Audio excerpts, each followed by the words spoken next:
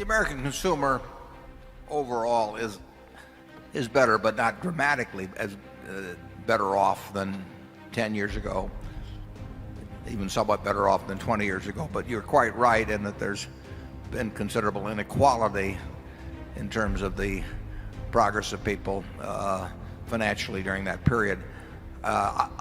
We don't have broad ideas about, I mean, we don't make decisions on what business we buy based on some sweeping future projections about things. We think America will do pretty well over time. In fact, we're quite sure it will do pretty well over time, and that our kids will live better than we live. My kids would say that wouldn't be so difficult. But the grandchildren will live better. That has been the history of the American economy. The real income per capita grew sevenfold, I believe, in the 20th century. That is huge. It cost $18, as I remember, to make a 3-minute station-to-station call from New York to San Francisco 40 years after the telephone was invented. And at the time, the $18 was more than the average weekly wage in the United States. Think if some little kid had picked up the phone on the other end and there went the whole weekly wage while you tried to get, your daughter on the phone or whatever. So people will be better off in this country decade after decade. But we're not big on being futurologists or anything at Berkshire. I will tell you this, in terms of our consumer businesses right now, they're very soft. Our furniture and jewelry businesses generally, candy businesses dealing with consumer day by day are soft. And the first quarter, their earnings were down. One of the things you have to think about, and people don't focus on this very much, but you read about GDP, and this is one reason I really think we've been in a recession now, not a huge one, but or not a violent one, but for over 2 years. When the government talks about GDP, they talk about GDP, we'll say, going up 2%.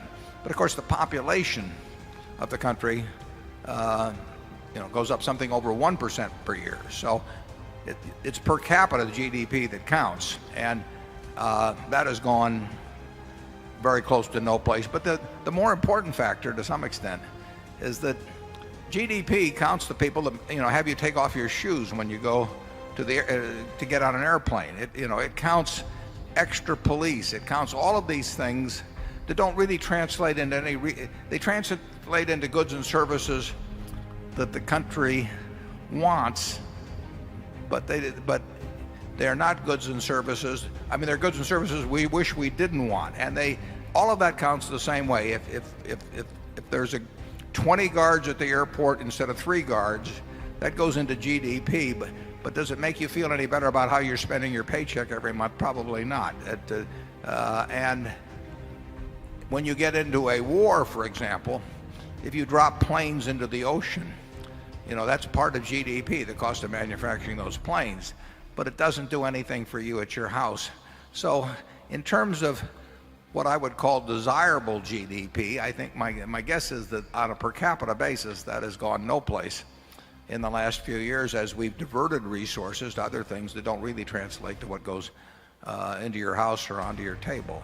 And the quality of GDP is something that is not really talked about very much when you pick up the economic reports every day. Charlie? Yeah, and the type of figures you gave us about inequality tend to obscure a basic and important fact. If the same families were permanently at the top of the economic heap, there'd be huge resentments about current inequality. But when the coupon clippers and the DuPont family go down and somebody creates something like Pampered Chef and comes up, in a real sense, something wonderful is happening in terms of equality, even though at the end it looks like there's been no progress.